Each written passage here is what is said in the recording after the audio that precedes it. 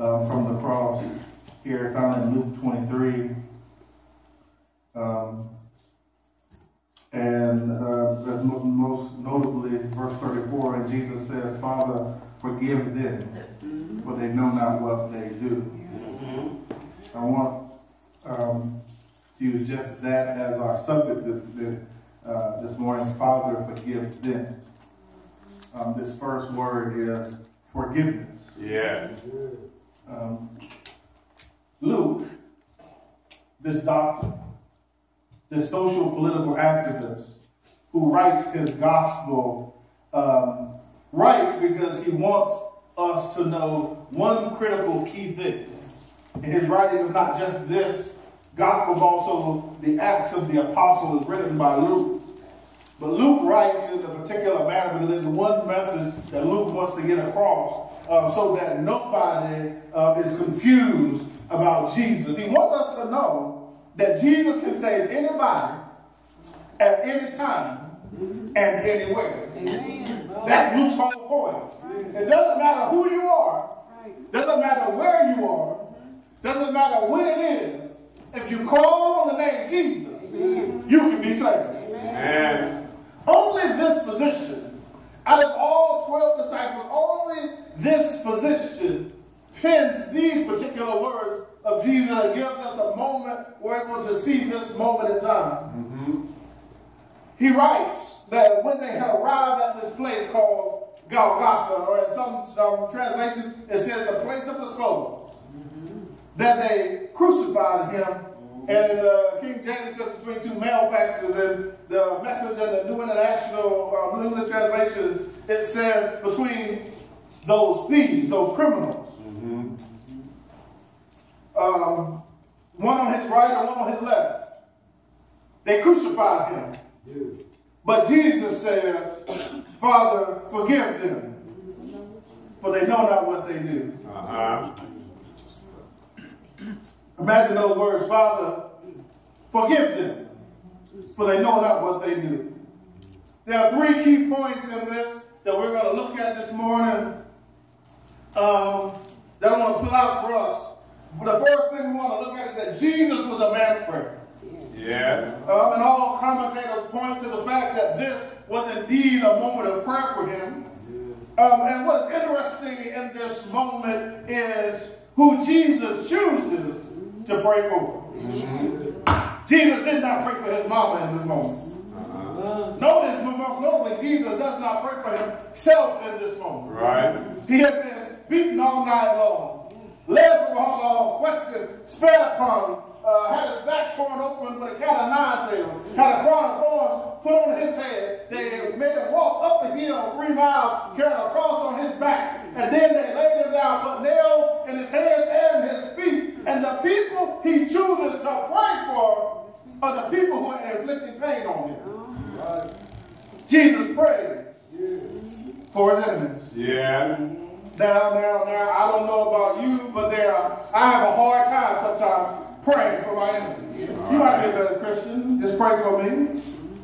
I'm reminded in 2015, Dylan Roof, with this Mother Emanuel Church in South Carolina, 9 people killed in Bible study.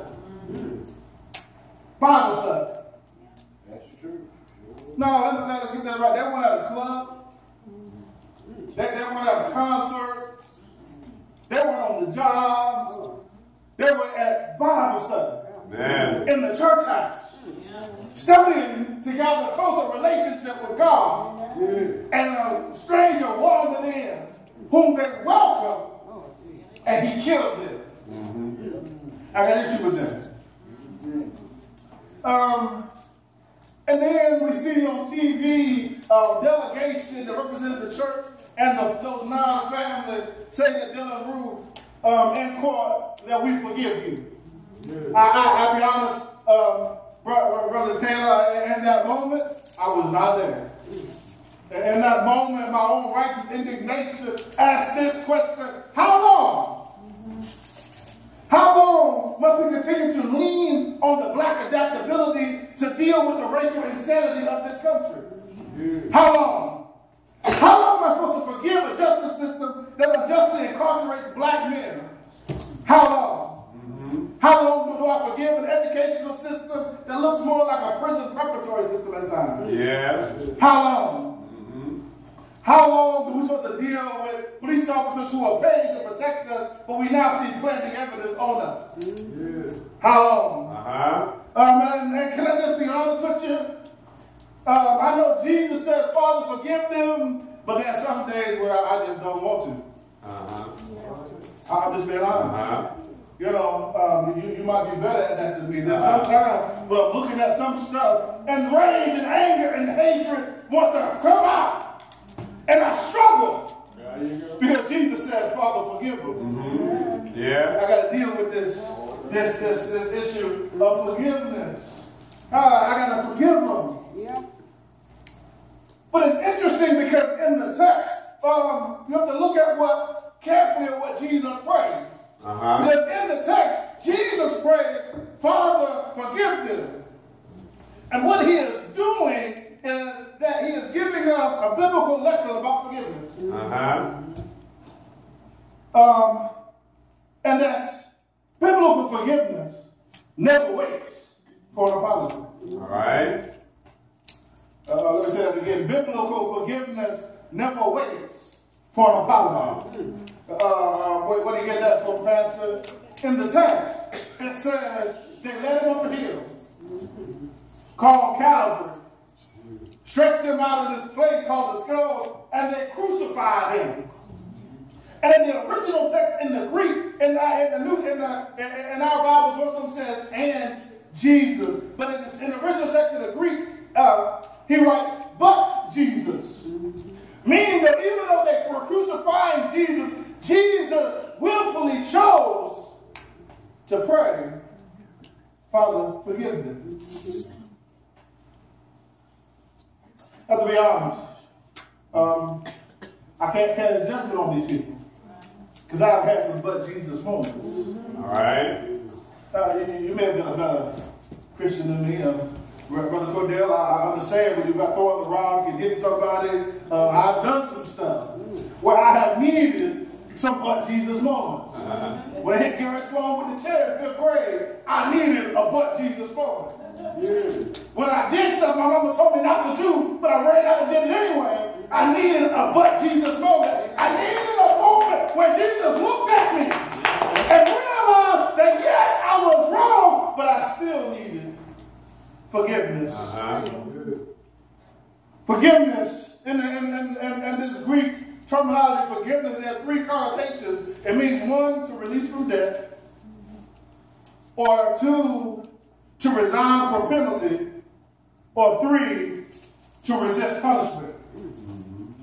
Forgiveness means to release from debt, to resign from penalty, or to resist punishment. So the question I have to ask this morning, who in your life is it that you need to either release from debt, resign from penalty, or release from punishment? Forgiveness. Jesus chose to offer up forgiveness, even though nobody asked for an offer of an apology. It's not that. Nobody says, I'm sorry. See, we sit around and we want to offer up forgiveness when somebody comes with an apology. You know, I'm going to sit right here and you did me wrong, you need to come and apologize. That is not the biblical model. The biblical model is that Jesus offers forgiveness before the apology just because he knows it's needed. Right. Where do you get that, Pastor? Let's be honest. Let's be honest. How many of y'all, by show of hands, can say, I asked God for forgiveness before he sent Jesus to die for me? Anybody? No, don't worry, I'll wait, because... No, Jesus came and died for us before we asked. And the forgiveness was waiting on us when we did the dumb stuff. He didn't wait for us to say, I'm sorry. He forgave us. And let's be honest, Let's be real clear about something. He is still forgiving us. Yes. How do you get that, Pastor? Because the Bible says every day we all mess up. And the wages of sin are death. That means whatever I did yesterday that was wrong, I deserve to die last night. But forgiveness had to come along my bedside and make sure the death angel did pass by me one more time for me to be here right now. So God is still continually in the forgiving business. Yeah. Forgive them. See, who is this them? Who is the them in the text? We can say initially that the them are the soldiers who have nailed his hands and his feet. And that's all right. We can say the them are the people who have said crucify him because they listened to the Pharisees and the Sadducees, and that's all right. We can say that them are the Pharisees and Sadducees who got jealous when they saw Jesus' power and decided he needed to die. And that's all right. We can say that them is Pilate, who even though he knew Jesus was innocent, washed his hands and turned his back. And you know, let's stop right there. Did he turn on? He knew he was innocent. Washed his hands and turned his back. Why do you stop right there, Pastor? Because we have to be very careful, because a silent friend is worse than a loud enemy. All right. Amen. Some people need forgiveness not because they did something, but because when you're in the midst of something, they did nothing. Right. They had the means and the resources and the ability to help, and they simply sat by the side and watched you go through whatever you were going through and said, I want no parts of that. I'm going to sit around and I'm going to stay in my comfy little spot. Because they were unwilling, because they didn't want to be uncomfortable, because they didn't want to be inconvenienced, and so they allowed you to go through whatever you were going through by yourself, even though they knew that they could have helped alleviate your pain. Forgive them. Them. And maybe we have to be honest and say today that them is us. Because Jesus is constantly forgiving us right now. Yes. Somebody got mad with somebody this week. Somebody talked about somebody this week. Somebody said something they should have said and did something they should have done, had a thought they should have had, and that we needed Christ's forgiveness. And the reality of it is every time we disobey God, it hurts God, but it also hurts us, and we need forgiveness because we needed God to forgive us for the wages of our sin, because our sin separates us from Him, which causes us to be in a worse position. So I'm glad He said, Father, forgive them. And I'm glad He says, Father, you forgive them, because it lets me know that there may be some times when I'm going through something and I'm so hurt, I may not have the strength or the ability to offer forgiveness of myself, but I can ask God to forgive them. And everything will be all right. Let's be honest. There are moments when I've been so hurt, I have to say, Father, forgive them, because they know not what they do. That's another piece of this, is know not what they do. Because the God said, put nails in my hands. They didn't know what they was doing. They put nails in my feet. They didn't know what they was doing. They put a crown of thorns on my head. That means they had to pull the crown out of the thorns. They got pricked a little bit too. Then they shoved it down on my head. But they didn't know what they was doing. They put a tablet over my head and talking about, here is the King of the Jews. But they knew what they was doing. They lifted me up. But they didn't know what they was doing. For they know not what they do. In the Greek, what he is actually saying is, even though they are doing what they are doing, they don't understand the consequences of their actions. Right. And so, Father, I need you to forgive them for what they're doing, but also the ignorance that they're displaying by doing what they're doing. Because they don't understand that by crucifying me, by hurting me, they're hurting themselves. And they're hurting you. See. We always look at it in the flesh. He said something I ain't like. He hurt my feelings. But the reality of it is there's also spiritual conflict that is not with the atmosphere. Yes. And so we have to address that spiritual thing in the atmosphere too to get that back right. And many times when we're dealing with people, we're looking at the physical action, but the physical action is an indication of spiritual disconnection. Uh-huh. You look at them like, why are you walking around like you crazy? Because they lost. They disconnected. You ever seen somebody driving in a car in an area that they do not know, and they're not using their GPS? You say, I see that same car pass the street 5 times.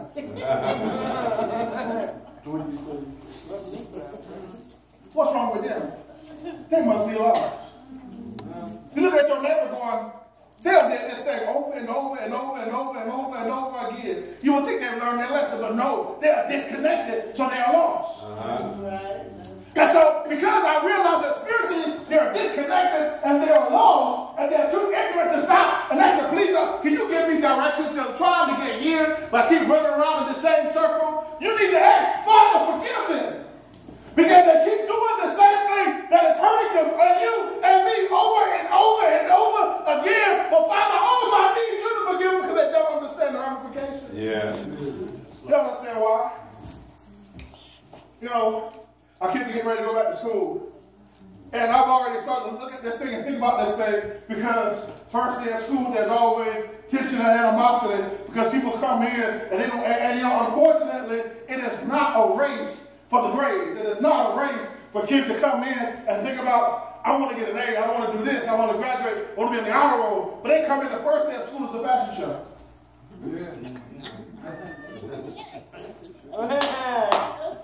Look.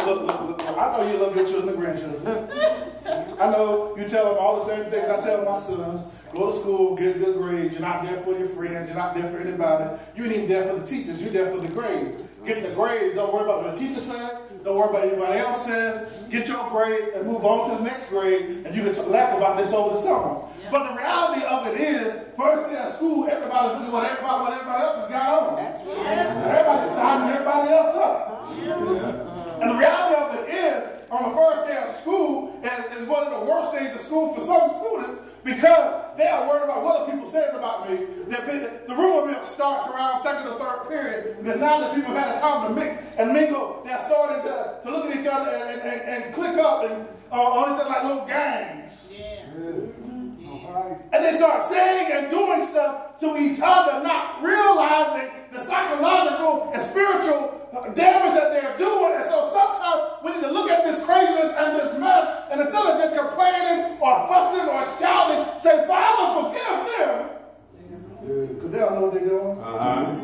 They got no clue. They don't understand it.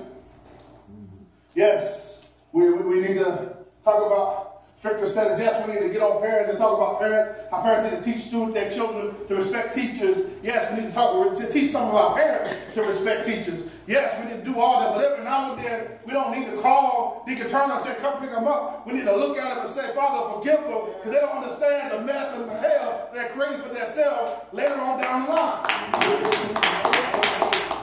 I like because he says them. He needs it open, and there again room for everybody to be included in the them. Yeah. So we got to apply that to everybody. Yes. Them. For they know not what they do. Them and they can be applied to anybody. Because when you're looking at people who are lost and they're hurting people, they don't understand. They don't get it. They're disconnected. For they know not what they do. And here's the question I always ask when I read this verse of scripture. Because if it's God's providence, why do they need forgiveness anyway? Well, what do you mean it's God's providence?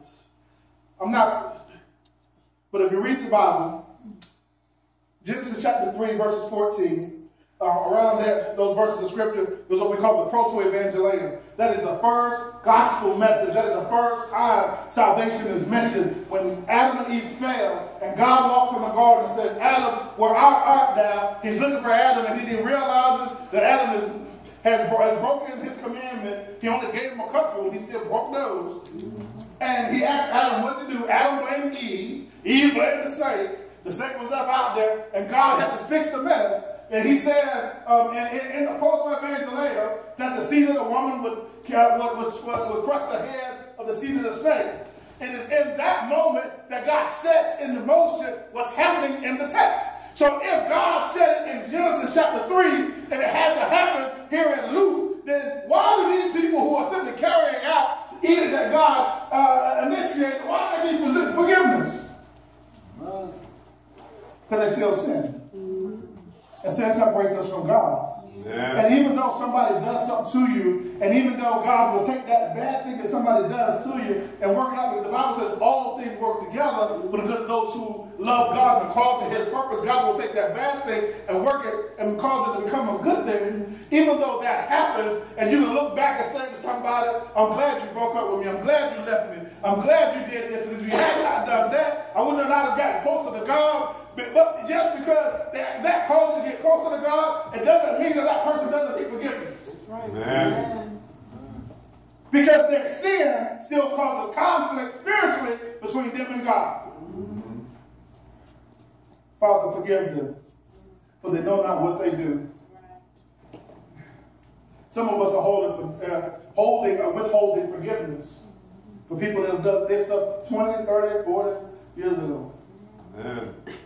I had to admit, somebody around Acres, there was something that I was holding against somebody, and it happened back in 87. Just gonna be honest. Something else I was holding back from like 81. I will be honest. We in the church. Yeah. You know, I mean, y'all may not have held on to something that long, but I was holding on to it. I was carrying that thing. And I had to look back and say, Father, forgive them. And then forgive me for holding on to something that long that I should have let you handle way back then. But I was too ignorant of my place. I was too ignorant of your love. I was too ignorant of the consequences. So I held on to that thing, and I caused myself unnecessary damage by holding on to it. So, Lord, I'm giving it to you. And Father, forgive them and forgive me too. Amen. Amen. Father, forgive them. Yeah. The real crux of this is that God does something for us we ought to do for other people. I'm about to take my seat. God looks past what we do and he sees our real issue. He looks past what we do and sees our real issue. Many times when people come in counseling and they come and they want to deal with a specific issue. And what we talk about when we see people doing stuff, we talk about the action. But sometimes they'll dig a little deeper and figure out what is the cause of the action. If you see a child that's always angry, it's not just because he's a Sagittarius or a Leo or Taurus or whatever. You look at his zodiac sign and say, well, his zodiac sign say he's supposed to be mean. That ain't what it is. You know, don't write it around. But maybe there's something going on at home. Maybe there's some disconnect in his house. Maybe there's some disconnect. Maybe he's being bullied. Maybe he's been pushed around or talked about or whatever. And that's why his grades are dropping. That's why he's acting like that. That's why he's being so mean and hateful and spiteful. And consequently, some adults that we have to look at, we have to look past the immediate action and say they act the way they act because there's something broken behind the scenes. And so we need to pray that God help behind the scenes. We need to look past what is the fault and learn to see the need. In 1970, Dottie Rambo had a brother named Eddie Luttrell. Dottie was a saved, sanctified, Holy Ghost believing individual. But her brother was not. He wasn't a Christian and made no bones about the fact that he wasn't a Christian. But Brother Akers, early in 1970, she found out that her brother had cancer. So she decided to go to him, and she asked him, you know, in spite of all the stuff he'd done and the brokenness of their relationship, she asked him to accept Jesus Christ. Eddie looked at Dottie and said, I can't accept Jesus. She said, why not? He said, because Jesus won't accept me. I've lied, I've stolen, I've cheated, I've done all this stuff. Surely Jesus doesn't want a person like me. Dottie left heartbroken, but she still had So she started praying and praying and praying and praying and praying, asking God to find ways to touch her brother's heart. She kept sending them little messages on cards and notes, telling him that Jesus still loves him and Jesus will accept him and Jesus will make everything all right. Late in 1970, she had another opportunity to visit her brother. They had a conversation. And he told her, thank you for your cards, and thank you for your gifts, and thank you for your notes, and thank you for your prayers. I realized now you've been praying for me the whole time. But I just want to report to your daddy that I decided to make Jesus my choice. And after having that conversation with her brother, she was so happy and she was so glad, she decided to pen these words. Amazing grace shall always be my song of praise. For it was grace that brought me liberty. Yeah. I do not know just why he came to love me so. He looked beyond my faults and saw my needs. I shall forever lift my eyes to Calvary to view the cross where Jesus died for me.